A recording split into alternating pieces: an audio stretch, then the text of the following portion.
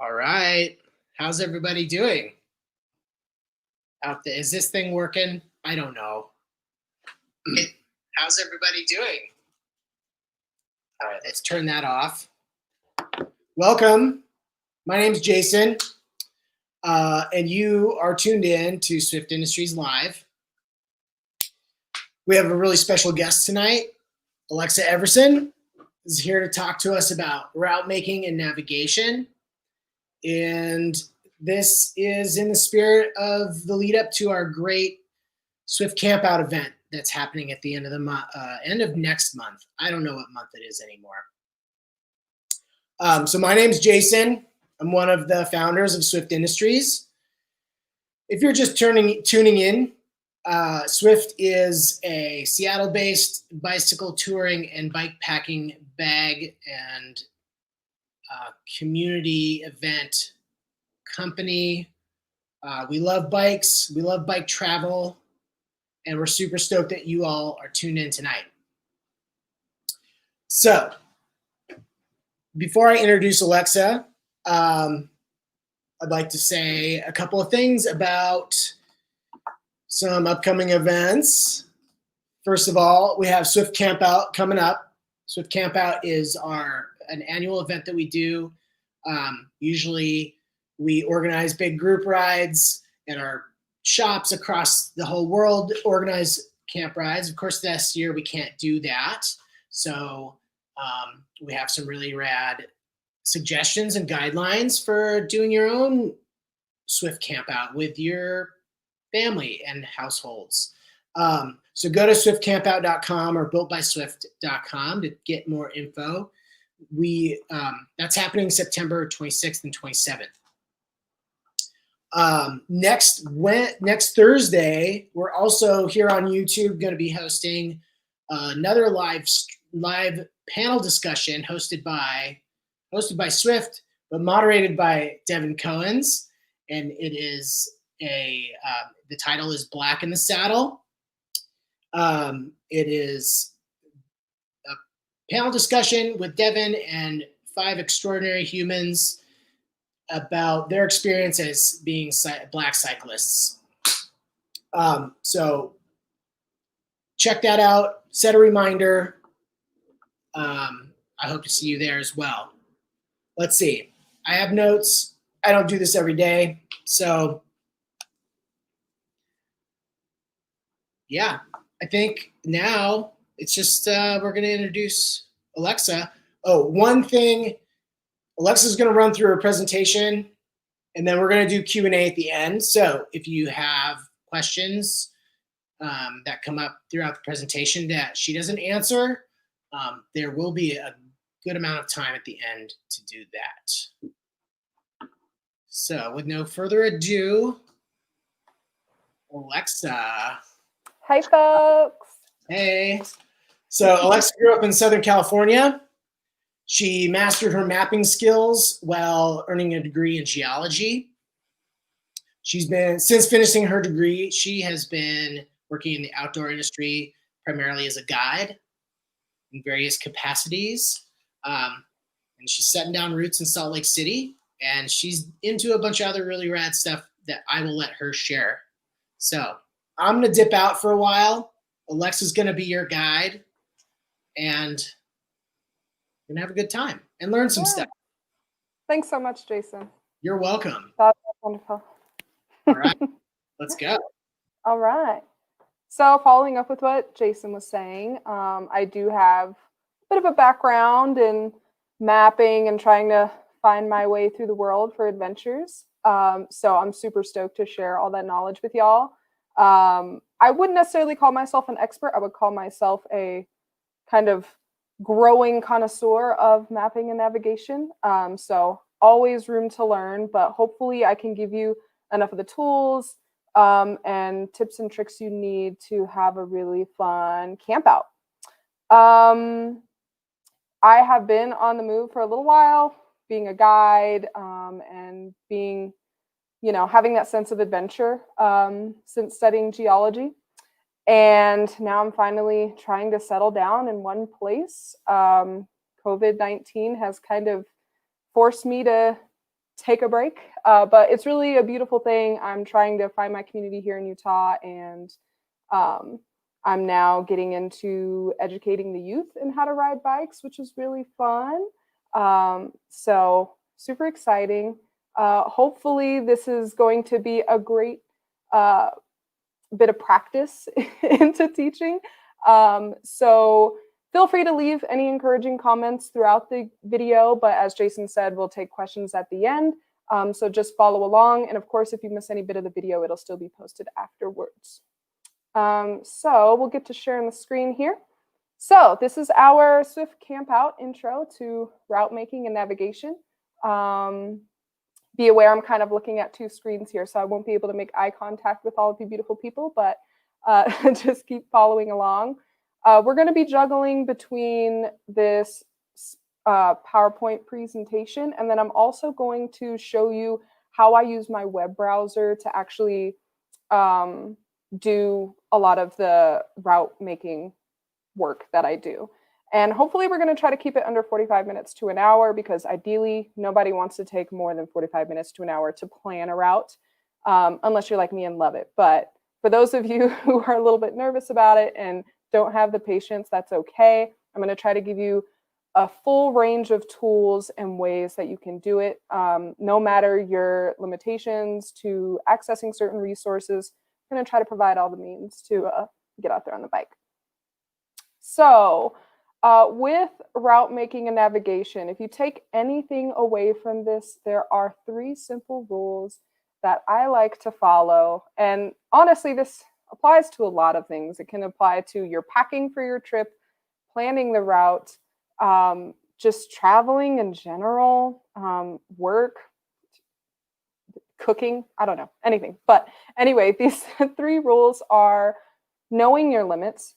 And knowing your limits is basically just being familiar with yourself physically and mentally, and knowing what you need in planning this route, and kind of what you want for it to be the most fun, but also be safe. You know, you don't want to risk your life out there, pushing yourself too far beyond your limits. It's fun to challenge yourself, but you also want to be reasonable.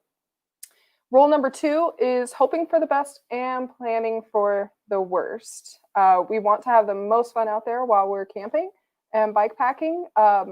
So we want to plan routes that are super fun, and we want to hope that the weather's going to be beautiful, and the road's going to be clear, and the gravel's going to be great, and the campsite's just going to be pristine and serene. But that doesn't always happen.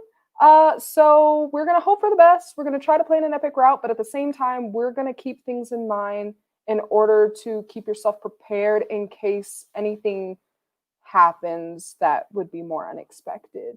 And then number 3, just cherish the journey.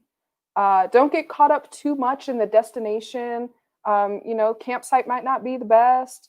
You might end up, you know, getting real tired and not being able to go as far as you wanted to go, but just enjoying the process and being outdoors in the open, and just every step of the way, and even the process of being able to plan this for yourself, just enjoy that at the very least. All right, so keep all of these things in mind as we're going along. If you can see on the left of the screen, I've kind of got a list of all the topics we're going to get through and steps to take to plan the route. So first thing we're going to do is choose a route, which is kind of the whole idea. But the thing about choosing a route is it could be a route that's already available. It could be a route that you just completely conjure up yourself, or it could be bits and pieces of different routes that you find and kind of mishmashing it into one thing for yourself. But the first thing to consider when choosing a route is getting back to that rule of knowing your limits. Think about, where do you want to start your ride? Are you going to be able to start from your front door? Are you going to be able to maybe drive to the start and try to find a safe place to park? Are you going to maybe join up with friends? You know, thinking about where you're going to be able to start your ride and end your ride is super important in drawing up your route. Also think about what resources you're going to be able to carry, and what you might need to resupply. For a simple overnight bike packing trip, it's pretty realistic to be able to carry everything. But if you want to go super minimal and you know that you can stop by a running water source like a nice river that you could also take a dip in, and maybe you'll stop by a cafe or a gas station or somewhere that you could also fill up water so you don't have to carry all your water. Or maybe you just want to be able to stop at some cafes and gas station stops to grab some chippies and candy, or whatever. And that's just less stuff you have to carry. But you could also carry everything and go completely remote. So you just want to keep that in mind in terms of where along your route with the timing you might want to have these kinds of places to stop at or not. Also thinking about what kind of amenities you will need, which is kind of a funny question because it's not like you're traveling and staying at hotels. You could be out in the back country. You could be kind of touring through town in a sense. But when I say amenities, essentially what I mean is in terms of like, what kind of gear are you packing? Are you taking a hammock? Well, you want to make sure you have trees to be able to hang your hammock. Are you taking maybe a dog with you? You want to make sure that you're going to have space for your furry friend and a safe place for your furry friend to be existing with you. And also trails and roads that your furry friend can join you on, without any restrictions. And yeah, those are just a few of the examples. But basically with amenities, you want to think about, based on the gear that you have, what kind of setup you'll need at camp and what kind of terrain and conditions you need along your route to be able to accommodate your setup. That also goes for whether you have a road bike, a gravel bike, or a mountain bike. Maybe you can handle a little bit of a dirt road on a road bike, but if you're someone who that would be a little bit uncomfortable for, then maybe you want to stick to paved roads and pathways and bike paths. But if you have a gravel bike or a mountain bike, maybe you want to get a little bit shreddy, and find some routes that can accommodate that. And then lastly, you want to think about, how do you want to sleep? The big idea or the popular idea for bike packing is that, you carry all your gear with you, you're totally self-sufficient, get somewhere out to the backcountry, it's just you and maybe whoever you've gone with, and being able to be totally self-sufficient and just sleep under the stars. But depending on what kind of land you're traveling on, there may be restrictions on whether you can just plop your tent or your sleeping pad or whatever anywhere. There may be places like national parks where you have to be in a designated campsite, which may or may not require reservations. So you want to be cognizant of that when you're planning your route. What kind of land area are you going to be going through?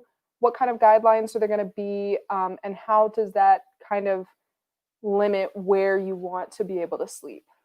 And I'm going to show you some of the resources that I do have in order to figure that out. But these are all things to think about for kind of like your guidelines or your dream scenarios, parameters for planning your route. So once you've figured out kind of what your limits are, what your goals are, you're going to start accessing some resources. And I've got quite a range of resources here that we will go over. So if you have access to the internet, of course, the internet has a whole slew of information that you can access. And of course, people love to talk about their adventures and their trips. So it's quite likely that you can go onto the internet and find people who have already done routes in the area that you want to ride in. So the first thing you can do is kind of just access the local community. And you can find this information in places like cycling clubs, group rides, and events, which is kind of, it might not be something you would initially think of looking up for planning your own route because you aren't really looking to participate in an event.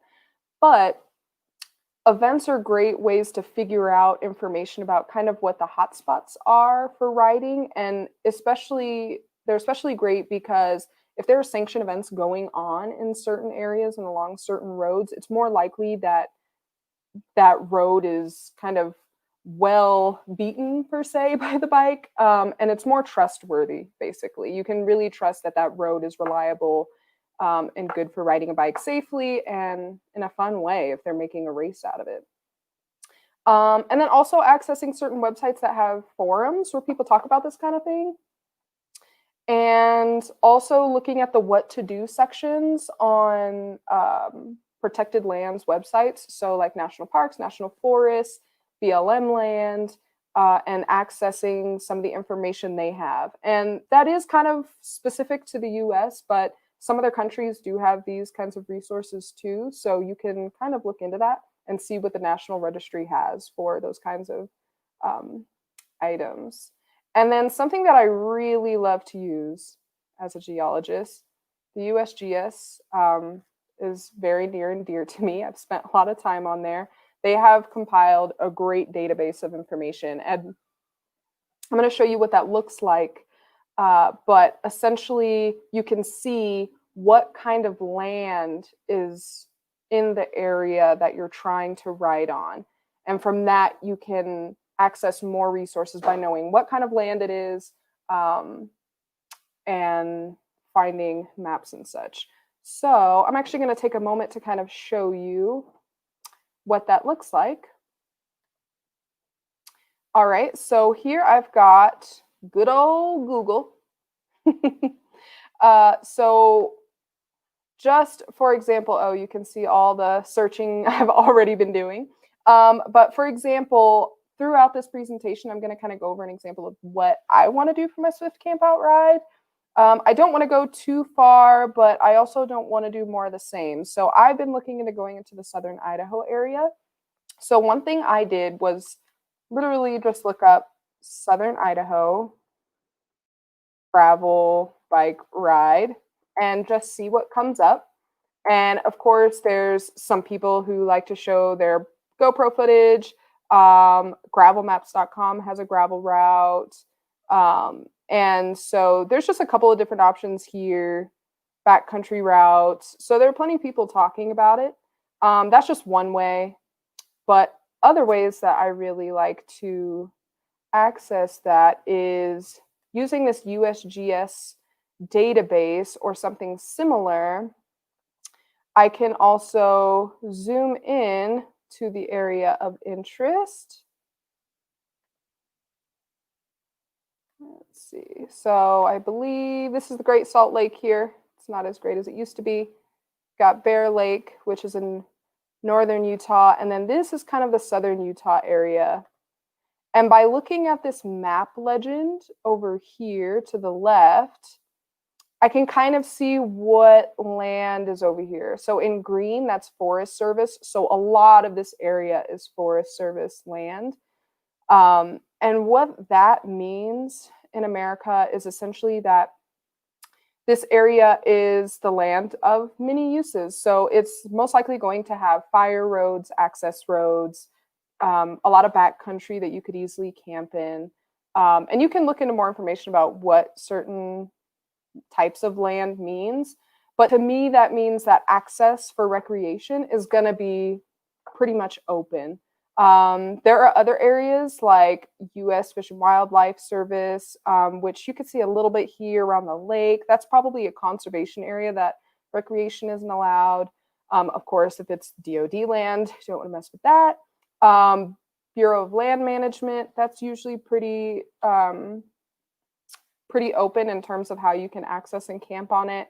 Of course, National Parks land, which I don't see any of that here. But they might have more restrictions that I should look into. So when you're thinking about like road access, can I access this road? Is it going to be private or public?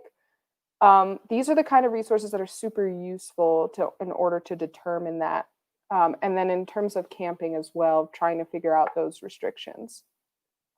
So based on this, I kind of like this whole area. this green. So I definitely kind of want to stick around there. And another thing I can do, let's see, what else did I mention? And another thing I can do is kind of just look up Idaho park areas for bike riding. And that gives me some ideas too.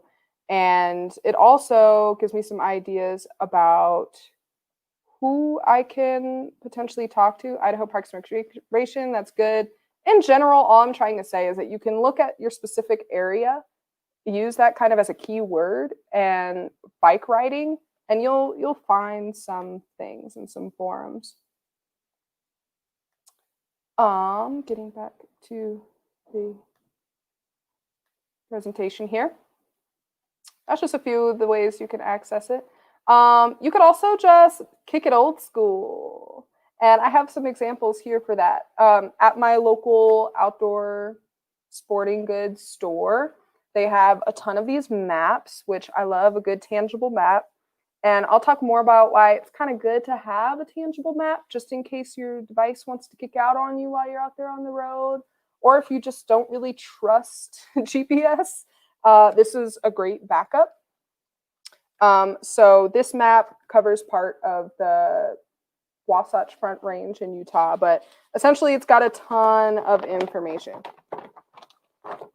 So just gonna see what it looks like. It's got all kinds of roads. So actually, I'll show you more about kind of how to be able to read the map better. And so maps are one way. You can kind of look at the specific roads to figure out what roads are paved, what roads are unpaved, and figuring out maybe where campgrounds are.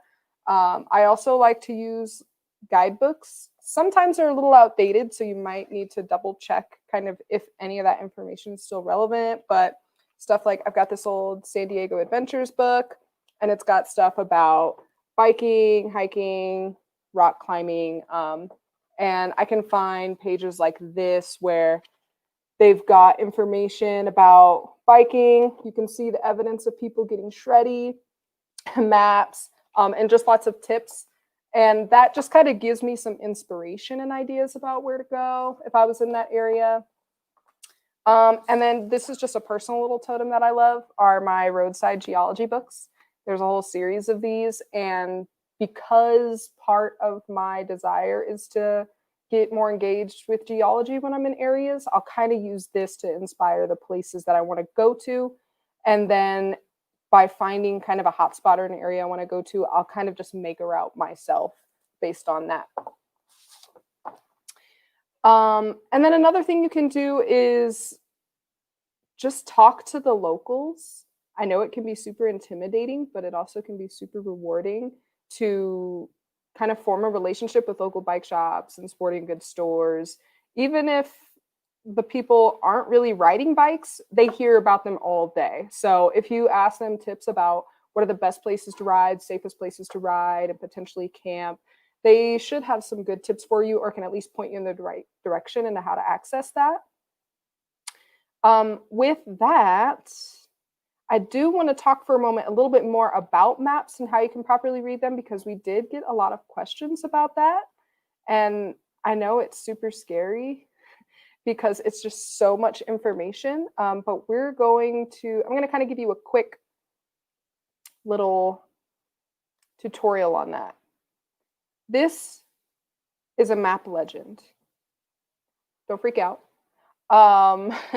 This is what you'll normally find in the corners of maps. So this is also a Nat Geo map, and it's huge. So that's why I didn't really want to totally unravel it. But you can see here in this corner, it's got a legend associated with it, so that when you're looking at the whole map, you can understand what all of the symbols mean and everything. And in general, these symbols, most of the symbols are pretty consistent. Most of the symbols are pretty consistent across the board. But but sometimes they can vary a little bit. But I think that this National Geographic legend is a pretty good reference point for other maps as well. So in general, you can see here on the left, I'm going to try to zoom in just a bit. There we go. Here on the left, you can see a bunch of designations for trails and roads. And it gets super specific. So, of course, highways you probably want to avoid, but some highways, like secondary highways, have shoulders that will allow you to ride on them. And then you can see basically anything that's a road is usually rideable. Once you see the dashed lines on the road, that typically means it's going to be unpaved and more loose terrain. It doesn't always mean that. If the trail, as you can see here, it says paved bicycle trail. And this is actually, it's kind of a highlighted dashed line, which means it's paved, but most of the dashed lines means it's probably going to be dirt. So if you're looking for dirt, that's great. Follow the dashed lines, but keep in mind, it doesn't guarantee that it's going to be a really well maintained and graded gravel road. It could potentially be a rougher road. There isn't any great way to tell from a map or even from Google satellite image. But there are other ways to tell. If there are any kind of forums of people talking about it and taking pictures of it and mentioning it, even sometimes Google Maps has little reviews of locations near the roads where people will mention like, oh, this road was super rutty. I could only take it in my Jeep. And that's probably a sign that it's going to be really rough and maybe better for mountain bikes. Or if you're willing to hike a little bit and it's only a small part of your route, that's fine too. It's all about what your limits are, knowing your limits. And then that's kind of how to assess the type of road from a map.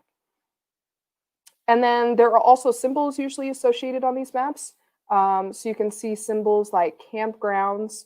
So that may be a designated campground. There may be a fee or not. But that's just a way to know kind of where people are camping. And then it's great if they have notations for water as well, picnic areas. Let's see, they've got lodging and dining. That means there's going to be civilization, showers. They also let you know if there's like a fee station. So there's all kinds of symbols to look out for that can kind of help you gain your bearings on what are little hot spots you might want to add to your route and connect. And then that's how to look at the road types. So moving on from that, I want to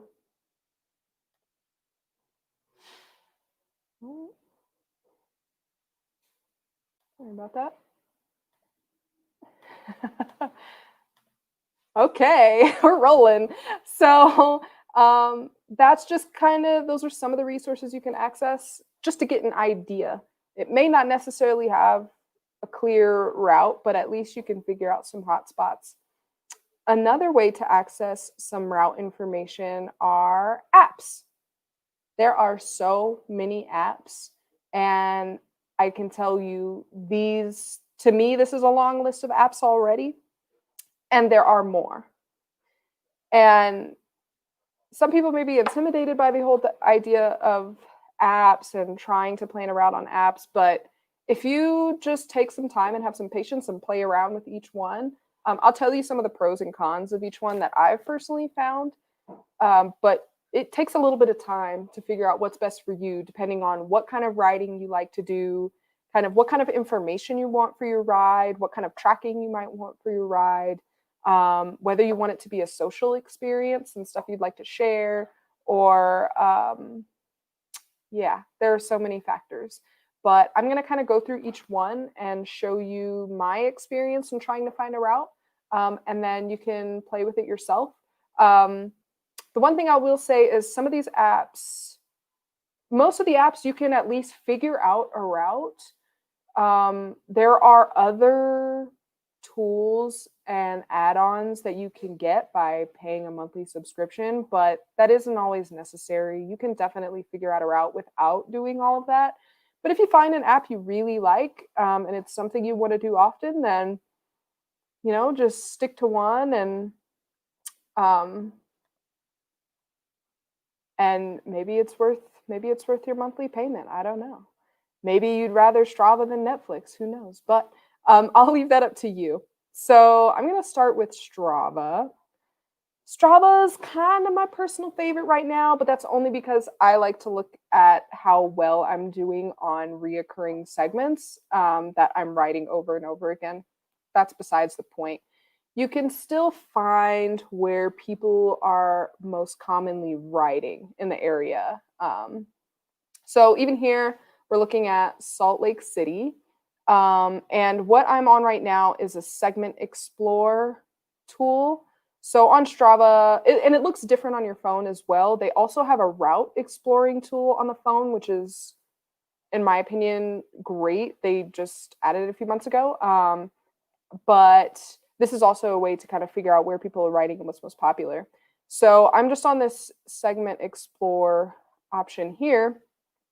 And what I'm going to do is I'm just looking, these are segments that people have made. And these are all cycling segments. It could be dirt, could be road, isn't really designated. On your phone, the Strava app does allow you to make that designation between surface types, which is super helpful. The one thing I can do here is figure out how much climbing I want to do. If I don't want to do a lot of climbing, which is hard to do in the Salt Lake City foothills, it's going to start limiting how many segments I can do. But I'm worried about Idaho. That's where I want to go. So I'm just going to look at southern Idaho here and zoom in, and let's see. And it should show me some segments, and it gives you a little bit of information about them. And this is just to find bits and pieces. Once I have figured out kind of what roads are really popular, this looks great. This looks like a road that's most likely a fire road or a dirt road running in the mountains. And this is in that forest area that I was showing you earlier on the USGS database. So that's really great. That feels productive. And with that kind of information, later I'll be able to go into the Strava create a route section, and I can actually, and I can actually look even further at that area.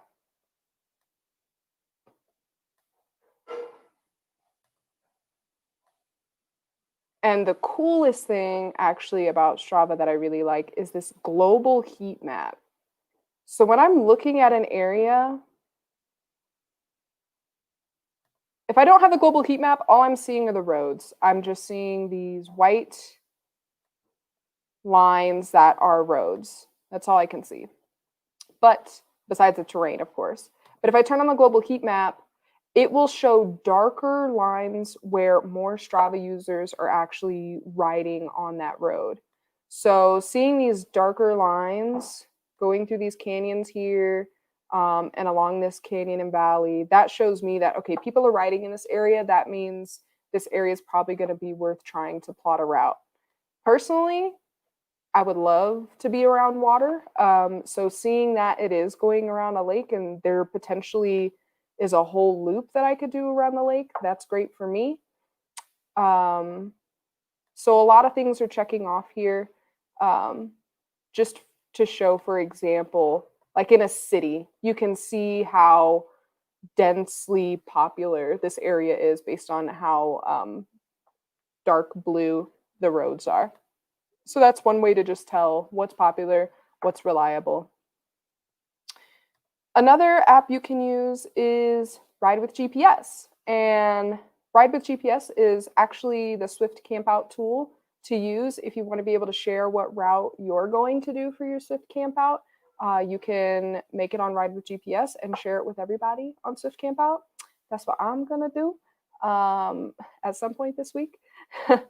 But essentially what you can do on Ride with GPS is you can find routes that people have already made pretty easily based on some parameters. And you can also plan your route. So right now I'm on the Find Route page, and I want to find all rides and routes, let's say within 50 miles of, let's see, what city is close to, we'll say near Alpine, Idaho.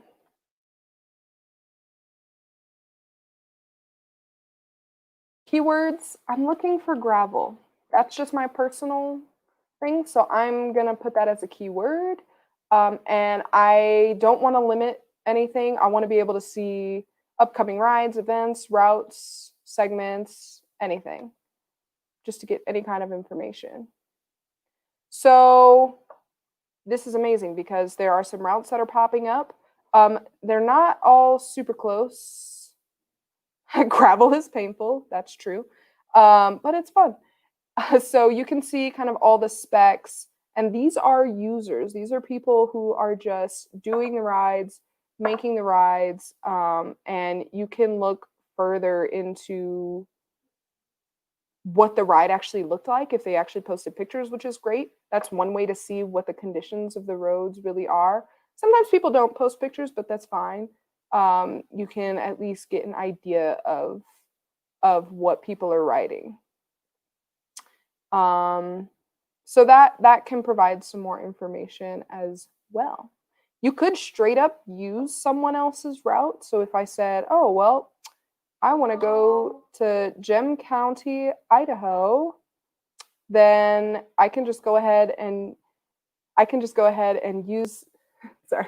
I could just go ahead and use their route if I wanted to. 60 miles, 5,000 feet. That could be a good 2-day route for me.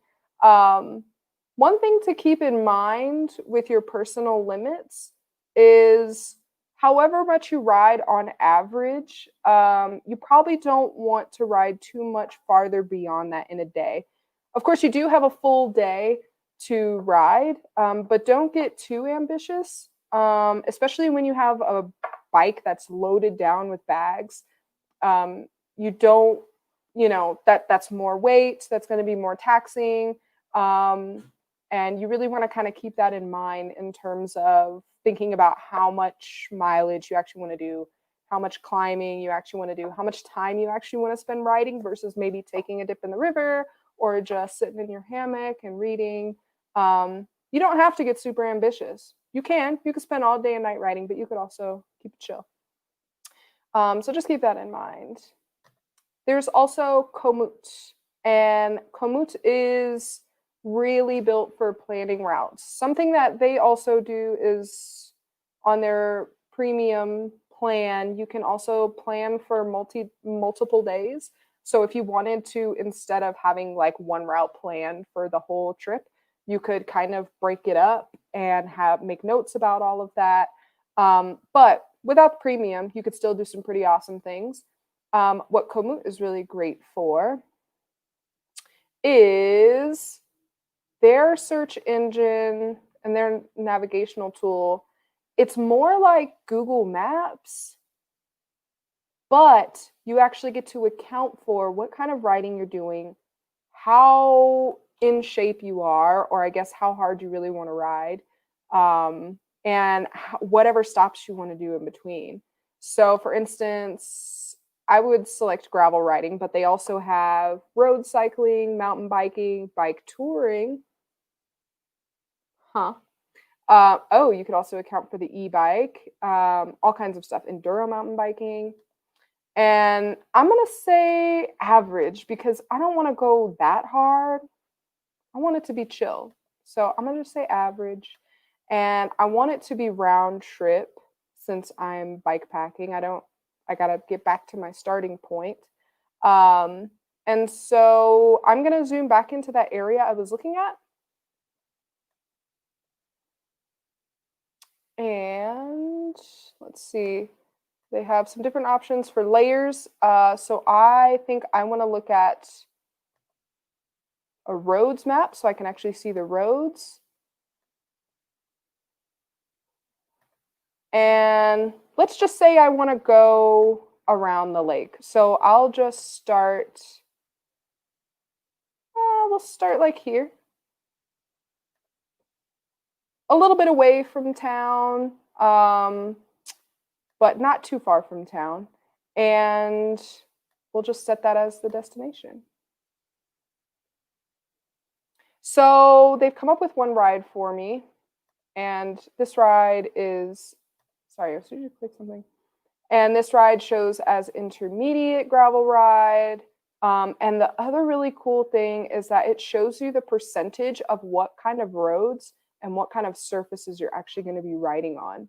Sometimes a percentage of that might be unknown because they don't have the information about the road. And that usually means it's probably unpaved and it's dirt.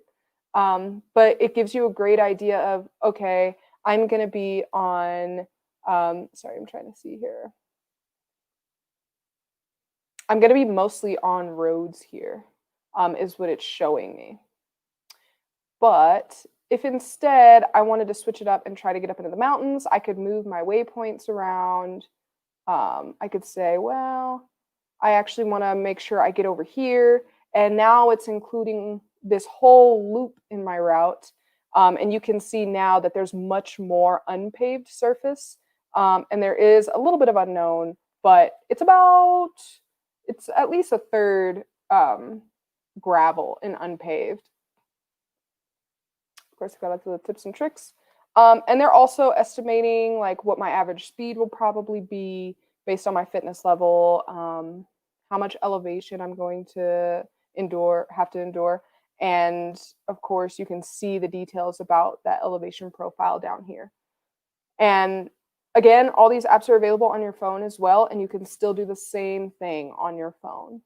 And then there's also MTB Project, which is of course more geared for mountain bikes, but there are some trails that if you can assess them or if people kind of say it's comfortable enough, that you could also take like a gravel bike on. And they have an interactive map here where you can actually see all these trails that people have made and talked about.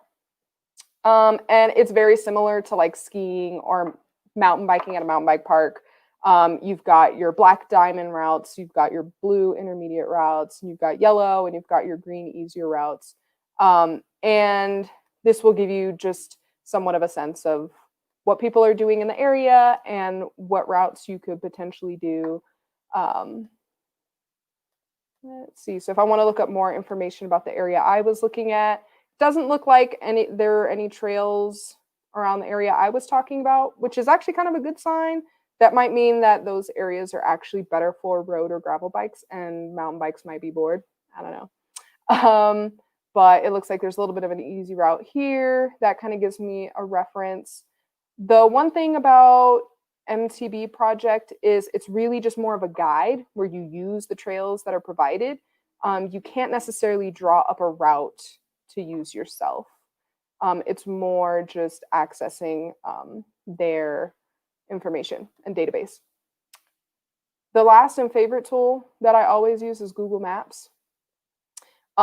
If you find yourself not having any of these resources, not being able to access these apps, not being able to find a guidebook or a map in hand or talk to a local bike shop, you can still use just straight up Google Maps.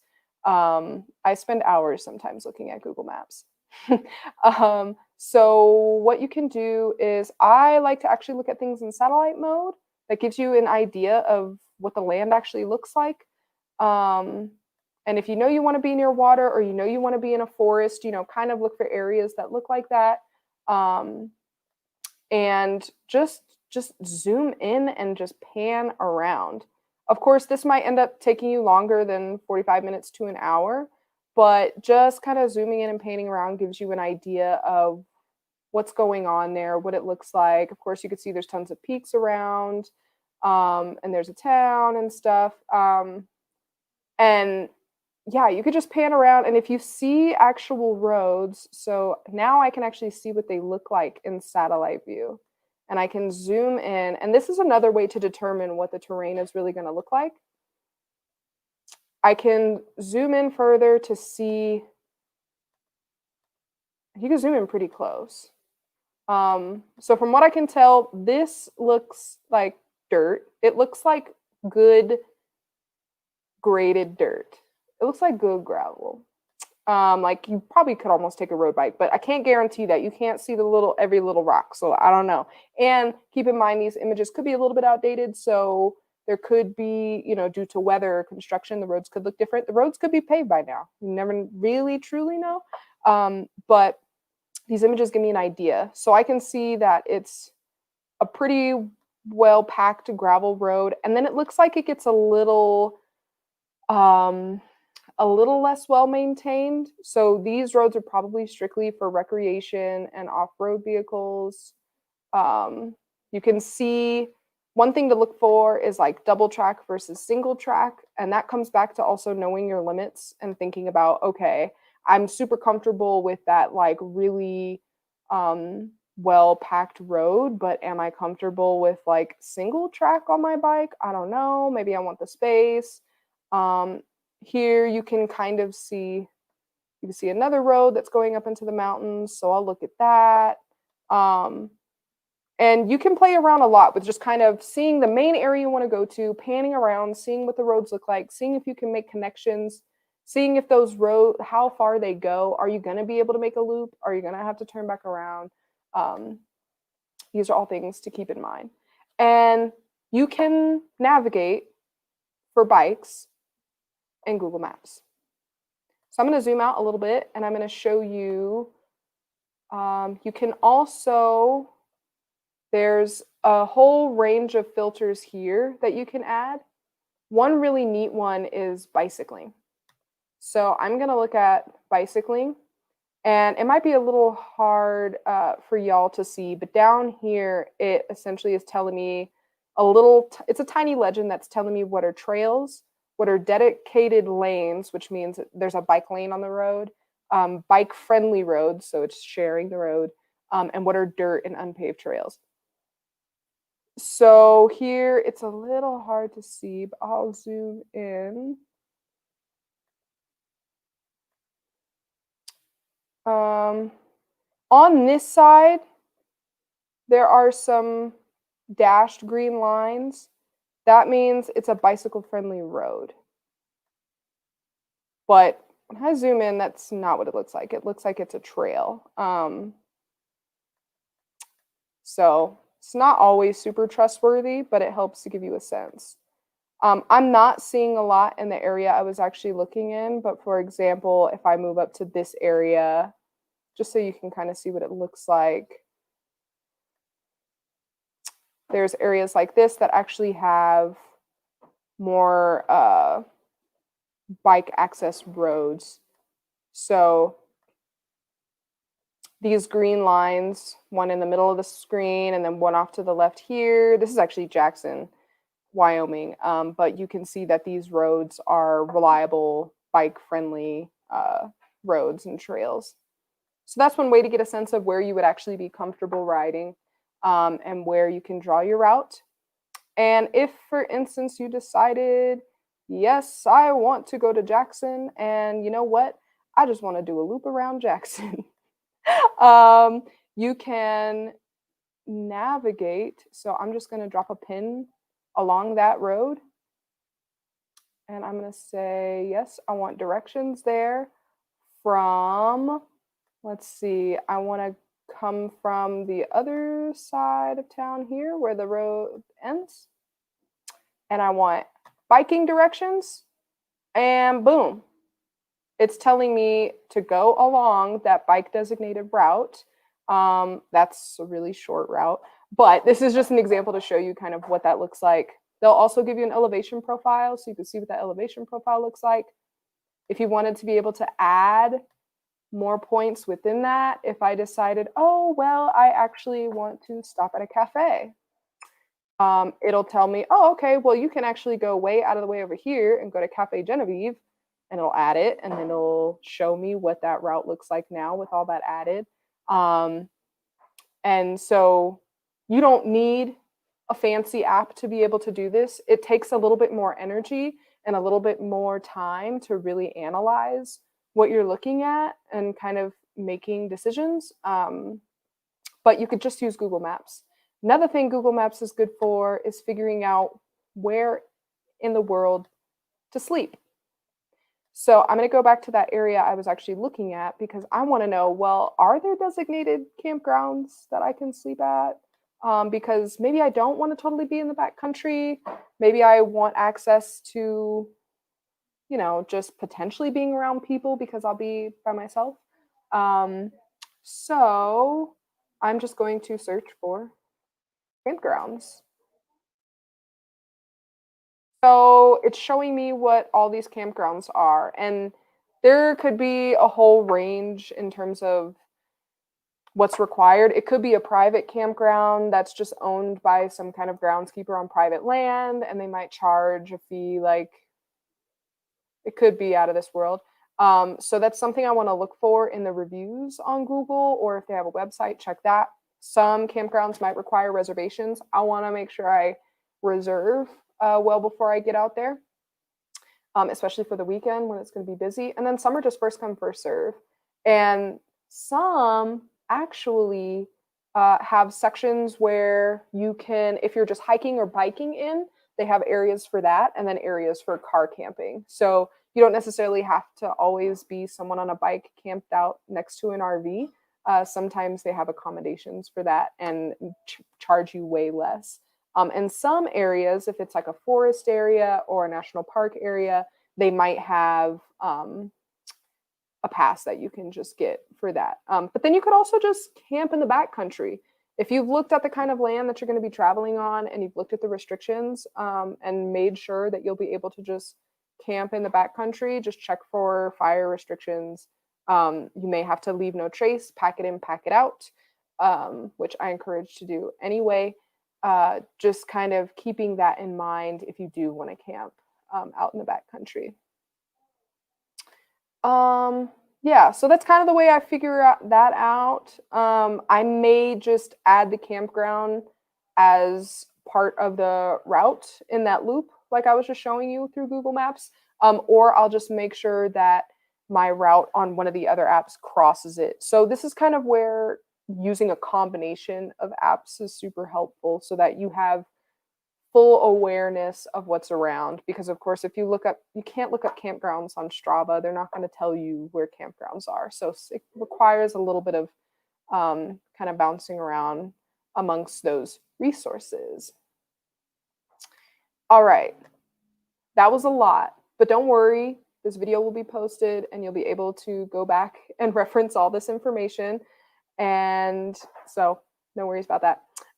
Moving on, we're going to talk about actually drafting routes. So now if you have an idea of what your dream destination is, you know where you want to camp, you know where you might want to stop. Now it's just putting all those pieces together. The biggest thing about drawing the route and like setting it in stone is just making sure that you are meeting your physical needs and mental needs, and figuring out what you have wiggle room for. So if you want to make sure you go to the campground, make sure that you take a dip in the lake or can hang your hammock on a tree.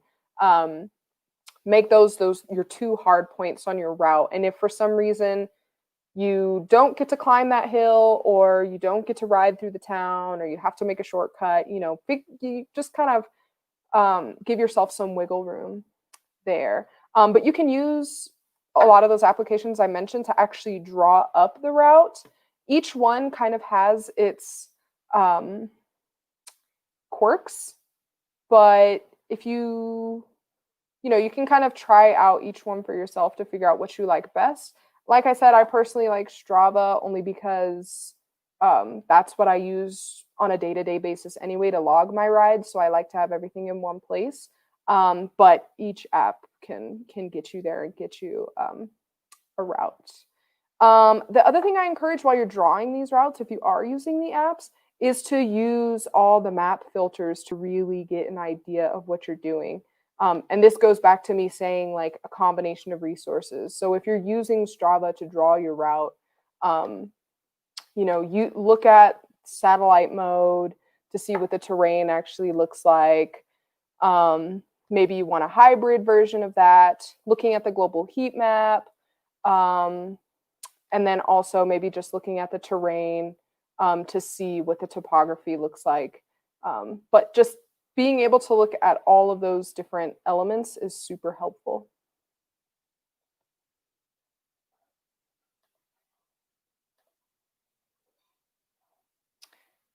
And the other thing too is think about like how maybe you want to spice up your adventure. Set for yourself one route, but also think about, maybe making notes or adding to the route little kind of spurs or detours you can make to visit places, but you don't necessarily have to go to. Once you have drawn up your route and you feel pretty good about it, you don't have to feel 100%. You just feel pretty good about it. At that point, you're going to assess and amend. So you want to make an assessment of your route now that you've made it. Does your route spark joy? Does it make you feel good and excited about this ride? I hope it does. If it doesn't, why not? It could be a matter of just space, access, or ease of navigation. It could be, are you going to be spending the whole time on roads? Are you going to be spending part of the time on bike lanes? Do you want to completely avoid cars altogether and traffic? Or are you okay with that? Access in terms of, like I was saying, resources, being able to resupply, facilities, if you want to be able to, once the coffee gets everything moving, if you actually want a nice toilet to sit on, maybe you want to find a place where you can stop and use a potty. I don't know. At times like these, that might not be for everybody. I personally like to use the facilitaries, so I have no problem going in the woods. But if that's not for you, maybe that's something you want to think about so that your route sparks your joy.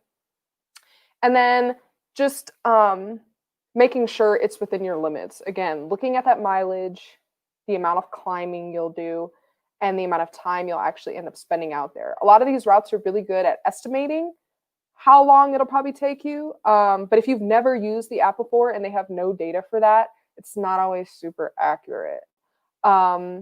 So just think about, if on average you might ride 10 miles an hour, maybe thinking about how you're going to be stopping and everything. Kind of just keep that in mind and don't push yourself too far beyond your limits.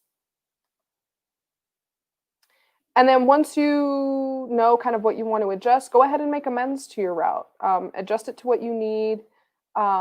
Also think about things like weather. If you're in an area where potentially you could get a random rainstorm or maybe even snow or a windstorm that'll make it super difficult to ride, kind of just think about having a backup plan in terms of, is it going to be easy to just turn around and go back? Is it going to be easy to stop somewhere and kind of find some shelter and kind of hold off? Will you have the time, like the wiggle room in time to be able to stop for a while if that does happen?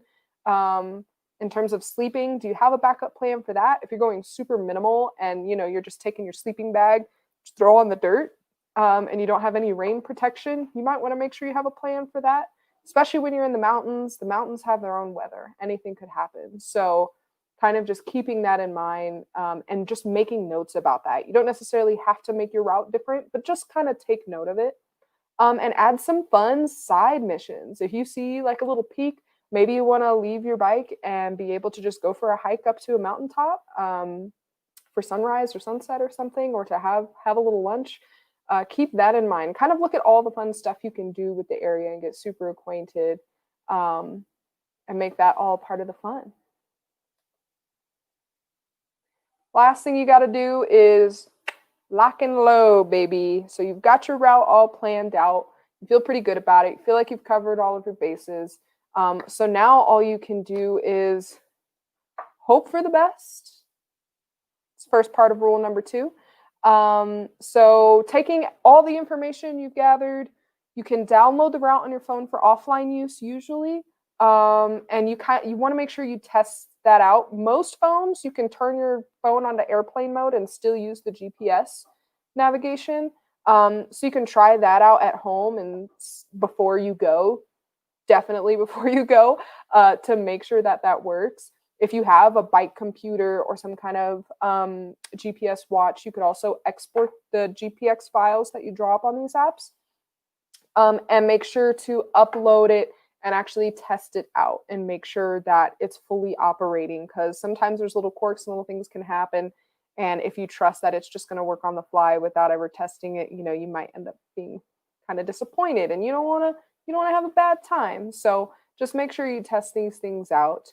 And while hoping for the best, remember to also plan for the worst. No need to be pessimistic, but just so that you can spend more time having fun, go ahead and have what you need to be able to adjust to whatever that ride throws at you. Codependency with our devices is a real struggle. Keeping your device charged for multiple days can be difficult if you don't have the proper setup for that. And if you just want to be completely disconnected from your phone anyway, you can always pack a map, kind of like this map I was showing you earlier, making notes on it and highlighting what you need. It's water resistant. It's not waterproof, but it's pretty water resistant. So if I had to use it in inclement weather, I could. Whereas like my phone, I probably don't want to have it out in the pouring rain. You could also print out the route. If you really like to draw, you could also just draw it out yourself and make notes, which can also make a nice token to hang up on your wall once you've completed it. And then just always have a backup plan. If things don't go according to plan, just have options for what you could do if you realize, oh, this route's too hard. I'm going to have to, just call it. I can only make it halfway in. Maybe I'll just camp here, kind of just have a plan so that your trip won't be totally ruined, but also just to keep yourself safe. That's the number one important thing. And always tell a loved one your plans. Tell someone, anyone. Tell the bike shop. Tell the guy at the gas station. I don't know. Well, no, probably don't tell a stranger actually. But tell someone you trust what your plans are and what you're doing, so that they can help you in case of an emergency, and they'll know to go looking for you if it doesn't all go to plan. So that's super important. And the most important thing of all through all of this, like I said, is rule number 3. You just want to embrace all of this uncertainty and all of the beauty and the accomplishment that you can have in all of this, and just cherish the darn journey, y'all. Just cherish it. You're going to have fun out there. Even if you don't end up spending the night out there, at least you tried. And that's all it's about, is just getting out there, trying, and making the most of it and learning along the way. I myself did not get it the first time around. Even having a geology degree, that doesn't necessarily prepare you for every situation. You can look at all the maps, you can use all the apps, and you can find all this information. You can get out there and find that it's not exactly what you planned, but you can still make the most of it. So just cherish it, y'all. I hope this is super helpful for you all. And if you have any questions at this point that I was not able to cover, please feel free to start chiming in the YouTube comments. And Jason and I will be happy to kind of go over that with y'all. Hey, everybody. I'm back. Hey. That was awesome. Thank you. Are you ready to plan her out, Jason? I am ready to plan her out. Sweet. I think I learned a few tricks and tips. Tips and tricks? I don't know. Tips and tricks. I learned some stuff. Yeah, let's see if anybody has any questions. Well, there were a few questions that I saw. Actually, there's a couple people that asked about your recommendations, or if you have recommendations about how to figure out where to park your car. That's great. That's like legit and free, maybe not free, but legit and legal, I think. Yes, that's a great question. And it's a little bit hard to answer because not every area is the same. Um, and not everyone has a great sense of their environment. And especially when you're in a new area, it's hard to tell like if it's actually safe or not. There's no telling what's going on whatever day of the week. But I would say like protected recreational areas are usually areas where there's some kind of management or people who work for the area who are going to be around.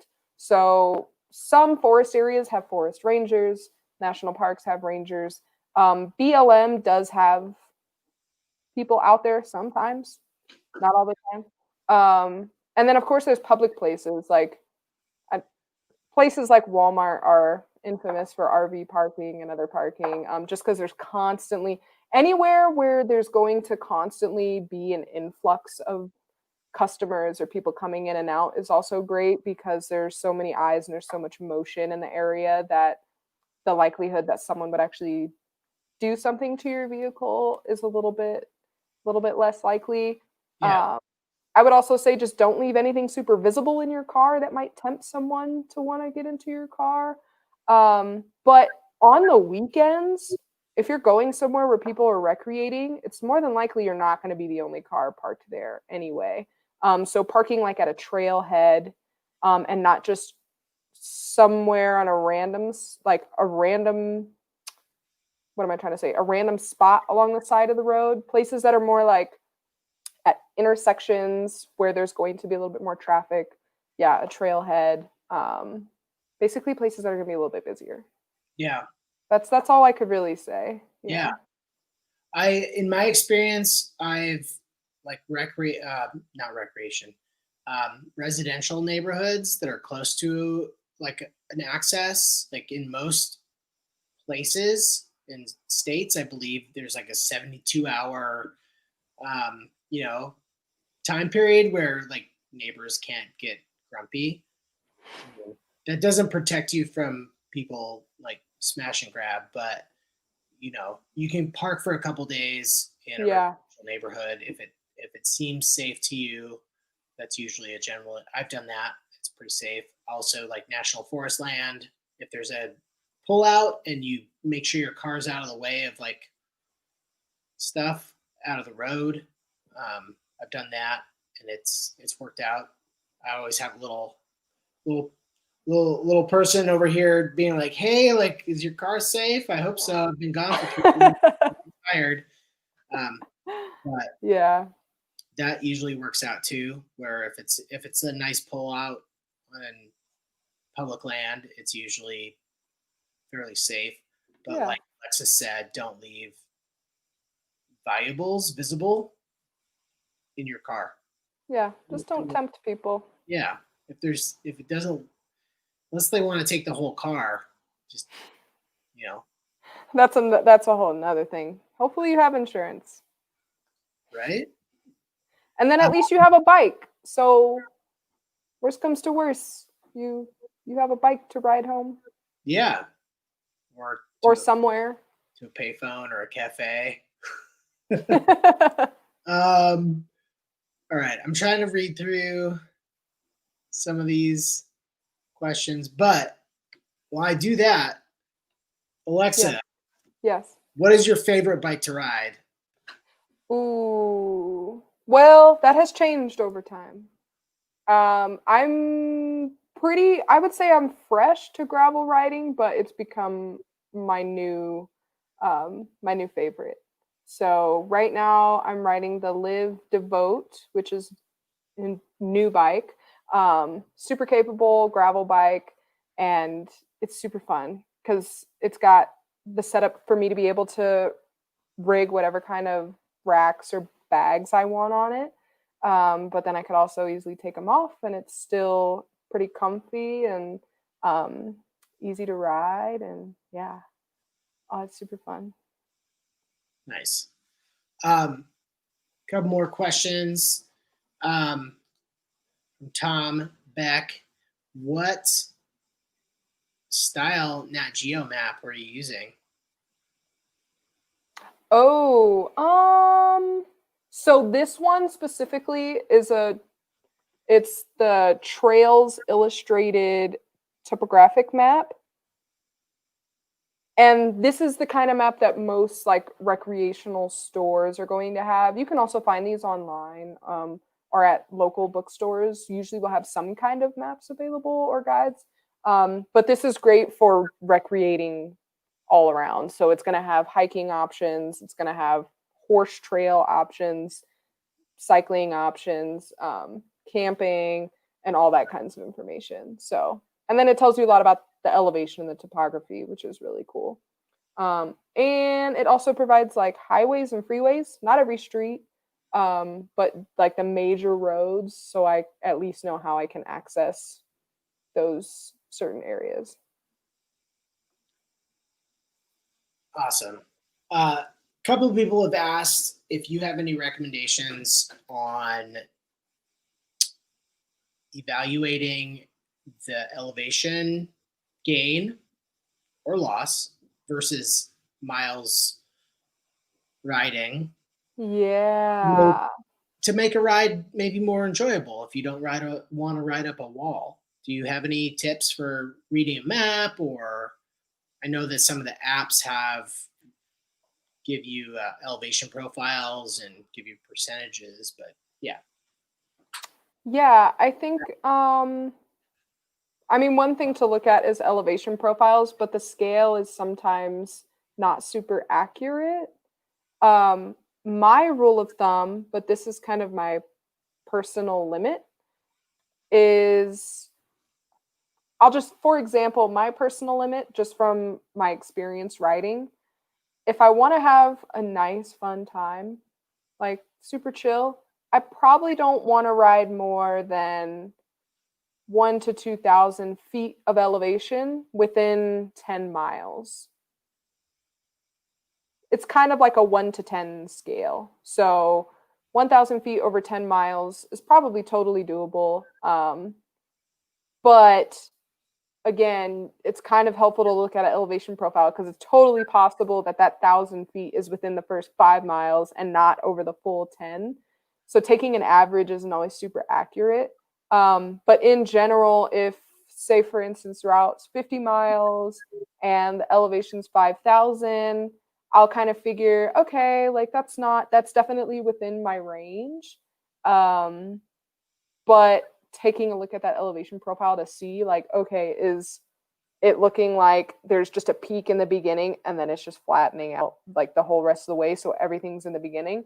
That would suck for it to be all at once. But at the same time, I kind of think of it in terms of, okay, well, if all the climbing is in the beginning and then on the way out is going to be easy, I'm kind of cool with that, to be able to challenge myself a little bit more. But I think most people who ride bikes, like even only a little bit, I think 1,000 feet over 10 miles is pretty safe. I think most people can handle that. I don't want to assume for people, but I think that's pretty safe. It's like 100 feet of gain per mile. Yeah, which is pretty reasonable. Yeah. Pretty accessible, I'd say. Yeah. The other thing too is if you're not using these apps, you can see that on a map. If you have a topographic map, those lines on a topographic map, when you see like a mountain peak and it just looks like a little circle, and then you're seeing all these concentric circles coming out from that, however that road crosses over each of those circles or concentric lines, you're gaining that much more. If you're following along those concentric lines or you're parallel, you're probably not climbing that significantly. It might be gradual, it might be flat, but that's another way to kind of be able to tell visually when looking at a topographic map, like how much climbing you're actually doing. Yeah. Yeah. I know a lot of those apps have nice, even Google nowadays will give you an elevation profile, at least like a little line. Yeah. And it'll give you private GPS, at least I know, and Strava, I think, will do percentage, so you can actually like pinpoint like that steep part and figure out how steep that part is for that specific section. So that's all really good. Yeah. Let's see if anybody's chimed in with any other questions. Oh, Todd says grocery stores and big box stores have been pretty reliable and safe for him. So I think Alexa mentioned earlier, like Walmart is a good standby for parking. I have, let's see. I'm just curious, Alexa, like Yeah. what you mentioned, I asked you what your favorite bike is right now. Like, what's your favorite piece of gear, or like anything you love to take out, or maybe, yeah, what's your favorite piece of bike packing gear or pieces of gear? And That's a good question.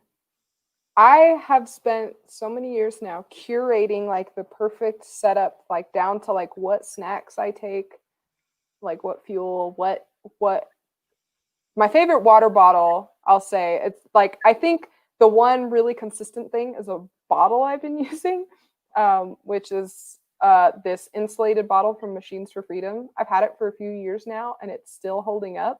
And it's been real hot in Salt Lake City. Not that I'm not used to it from being from California originally, but it's been really clutch, especially like if I freeze it and then put it on my bike and there's still ice in it hours later. It's really awesome. That, and I would say my my Bluetooth headphones. I only ever have one headphone in. I keep the left open so I can hear everything else going on. But I like to have that one headphone in and jam. Yeah. nice. Yeah. All right. Oh, Swift Industries asks if you have any cool geology apps that you like to Oh. to like when you're on an adventure, identify rock formations or. You know what's funny? When it comes to geology, I'm actually super old school. And I think it's because I got my degree, how many years now? It's been 6 years. Yeah, 5 or 6 years. And at that time, there wasn't really anything app wise that was available. So I'm used to just like having, like, I've got a library of these books growing. So this is something that I might take with me if I feel like I want to carry a book like this. But also, I'm trying to figure out who makes them. Is There's that a the geology book Yeah. they make for like every state? Yes. Yeah. Nice. Yeah. And I also sometimes I'll carry this little pamphlet. I don't have it with me down here, but it's essentially like a tiny little guide for like all the common rocks and minerals, common features, so that you can kind of like be able to distinguish certain things. But it's super simple and it's like just like a little tri-folding brochure. And I find them at most like national park, like visitor centers and such. So I'll usually take that and sometimes like a little plant guide too. So that I can tell what the local plants are. But yeah, geology apps, I don't really use any. USGS has the most like up to date geology information, but I don't usually use it when I'm out. Because you're an expert. It's a part of the mystery, you know. I get to like figure it out and have no way to fact check myself until I get home. Yeah. Cool. All right. Well. Oh, I do have one question that I wanted to answer, and It didn't totally apply because I was mostly talking about route planning and not packing. But someone did ask about how to get away with carrying a bottle of wine. And I just have to say, you got to go with a wine bag. You got to go with the wine bag. If you get like the box wine, you can deconstruct the box. There's a bag inside. You can put that in your frame bag, stick it in your camelback, you know, and then it's super packable. And then once you're done, you don't have this big bulky bottle to deal with. You just have this little plastic bag. So Yeah, there's some really good quality wines that come in bags now, and cans. There's good canned wine as well. Ooh, yeah, that's true. Yeah. Yeah. Awesome. All right. Well, everybody, thanks for tuning in tonight. This was amazing. I learned a lot. I hope you all learned a lot. Please tune in next week for our panel discussion with Devin and the rest of the crew. I'm super looking forward to that. Yeah.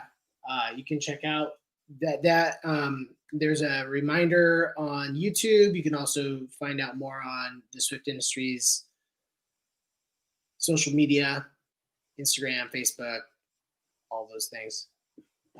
So yeah, thanks for tuning in, everybody. Thank you. Have a Happy good night. riding. Bye.